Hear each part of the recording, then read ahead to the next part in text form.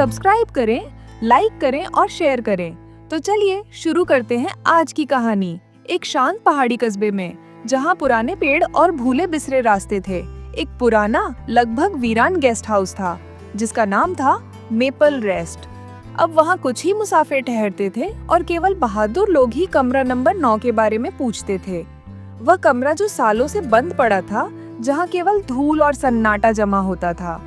आरिफ, एक जिज्ञासु पत्रकार, बरसात की एक शाम वहाँ पहुँचा। उसने इस गेस्ट हाउस की रहस्यमयी बातों के बारे में सुना था और वहीं उसे वहाँ खींच लाया था। देखभाल करने वाला एक बूढ़ा आदमी, बख्शी, उसे कमरा नंबर 3 की चाबी देते हुए नजरें चुराने लगा। आरिफ ने कैजुअली पूछा, कमरा नंबर 9 में क्या है? बख्शी ठिठक गया, वहाँ अब कोई नहीं ठहरता। लेकिन क्यों? आरिफ ने जोर दिया। बख्शी धीरे से बोला, वो कमरा शापित है। सालों पहले एक आदमी वहाँ गायब हो गया था।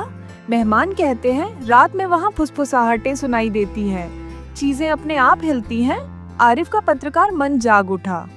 उसी रात जब बारिश और तेज होने लगी और बिजली घाटी में गूंजने लगी, वह चुपके से कमरा नंबर 3 से निकला और अंधे गलियारे से होता हुआ कमरा नंबर 9 तक जा पहुंचा।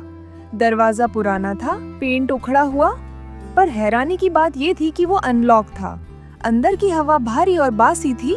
फर्नीचर पर सफेद चादरें थीं, दीवार पर टूटा हुआ आईना और मेज पर एक डायरी रखी थी। उसने डायरी खोली। आखिरी पंक्ति में लिखा था, दीवारों में कुछ है, जब मैं अकेला होता हूँ वो फुसफुसाता है, आज रात मैं उसे ढूंढ निकालूंगा। अचानक दरवाजा तेज आवाज से बंद हो गया। आरिफ घबरा गया। कोई है? उसने आवाज लगाई, जवाब नहीं मिला। फिर वह आवाज सुनाई दी, धीमी फुसफुसाहटें, जैसे डायरी में लिखा था।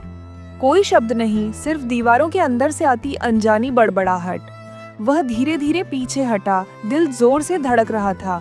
तभी उसका पैर किसी चीज से टकराया। वह एक पुराना कैमरा था, धूल भरा पर सही सलामत। उत्सुकता में उसने फोटो देखने शुरू किए।